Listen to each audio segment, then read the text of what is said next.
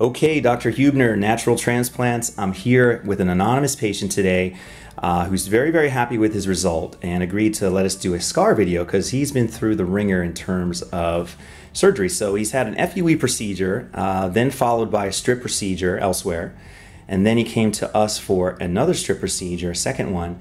Now he's about 7 to 8 months after the surgery. So he's very happy with the results and the density he's got.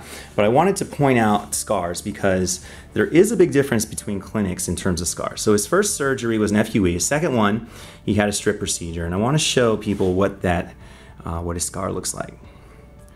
So you can see here, he got, I don't know, it's probably about a 4 or 5 millimeter, about half a centimeter wide space now where that scar is, where there's no hair growing, which limits him in certain ways in terms of getting his hair really short. He certainly couldn't go with a 2-guard, and then I went below that. This is actually a very, very high scar too. It's kind of close to his crown, so I wanted to go below that and get a little bit of a safer hair type. And let's see if we can find my scar. There it is. Little tiny line. Again, I'll put some pictures on there just because sometimes it's a little easier to see.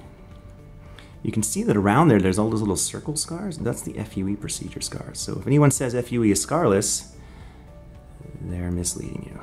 Now, granted, the scars are very small, but there's a lot of them. And let's see if we can see my scar on this side. There it is.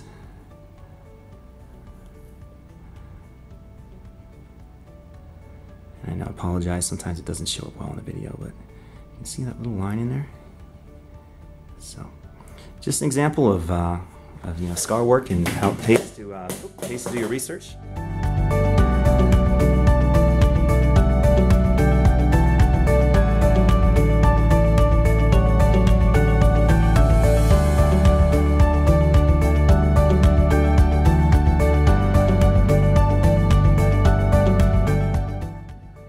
Call us now, 844-327-4247, and ask about our HUE and HUE Plus procedures, which move more hair than ever before.